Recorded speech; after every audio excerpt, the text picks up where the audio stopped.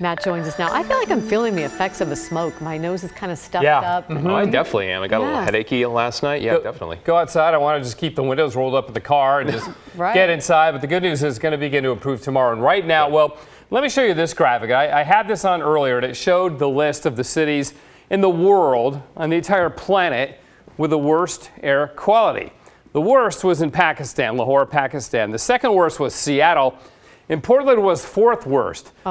This was this afternoon. I just checked the updated numbers. Seattle's number 1, Portland's number 2. Oh, no. Beating India and China. Yeah, exactly. It's not good. And you can see on the map here, it's right here in western Oregon and Washington up to Vancouver, BC. And it's all because of our proximity to the wildfire smoke. The fact that we've had east winds really since the weekend. That's when the air quality really took a downturn because those east winds brought the smoke to the lower valleys. And then there's no way to get it out until you get a change in the weather. But that begins to happen tomorrow. So by tomorrow night, it shouldn't look like this at all. It's going to improve during the day. 57 degrees and smoky outside. And in fact, one of our DEQ air quality sensing stations is now reporting very unhealthy air. The rest in Portland just in the mere unhealthy category. So it's not good. And you see these reds and these magenta colors clear up the coast here beyond Seattle and up towards Vancouver. So again, we are going to see improvement though. Look at the smoke model. Stopping this at 12:30 tomorrow. You can see the fires, both the Nakia Creek fire and then the Sushan fire, which is up by Mount St. Helens, also producing a lot of smoke.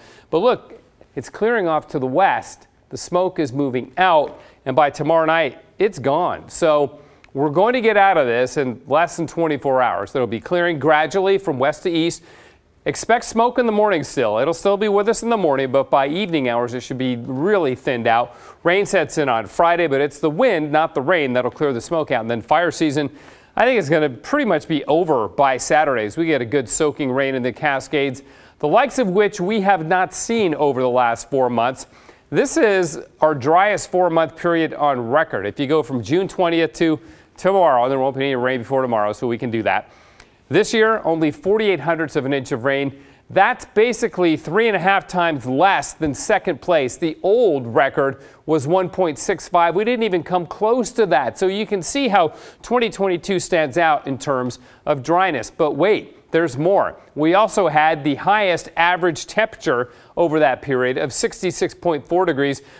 Second place is nearly 4 degrees lower than that. Fewest number of days with rain, 6. The old record was 12. So we're not just beating these records, we're obliterating these records. And the most days with morning lows of 60 or warmer, 61 of those since June 20th. And again, just beating the old record by like 9 days. So it's really been an amazing run. 75 is our high today, so we stayed below 80, mainly because of the smoke that we had.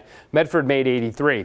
So this weather system will bring the shift of the winds tomorrow. This weather system brings the rain on Friday. When we look at the overall pattern, we get rid of the oranges and the reds, that's the hot air, and we get into the greens and the blues, that's the cold air and the jet stream.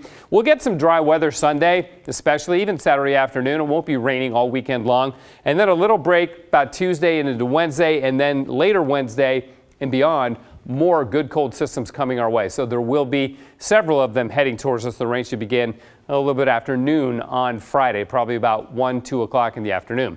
Rainfall totals, again, they're going to be fairly substantial. Over an inch in the valleys, pretty possible, and 1 to maybe 3 inches of rain in the Cascades, and that will equate to quite a bit of snow. Look at our snowfall forecast. If you add this all up, Friday through next Wednesday, that's 1 to 2 feet of snow to begin building our snowpack. And there may be snow in the passes Saturday and over the weekend, so plan on that if you are driving over any of the Cascade passes. The ski areas, again, will do quite well as we begin to build our snowpack. So it's good to be talking about that as opposed to be talking about smoke and heat and the lack of rain. 57 degrees right now, and again, it is smoky out there. Freezing level up around the top of Mount Rainier, 14,400 feet. Smoky, foggy in the morning, partly sunny in the afternoon, but the smoke will be thinning as the day wears on.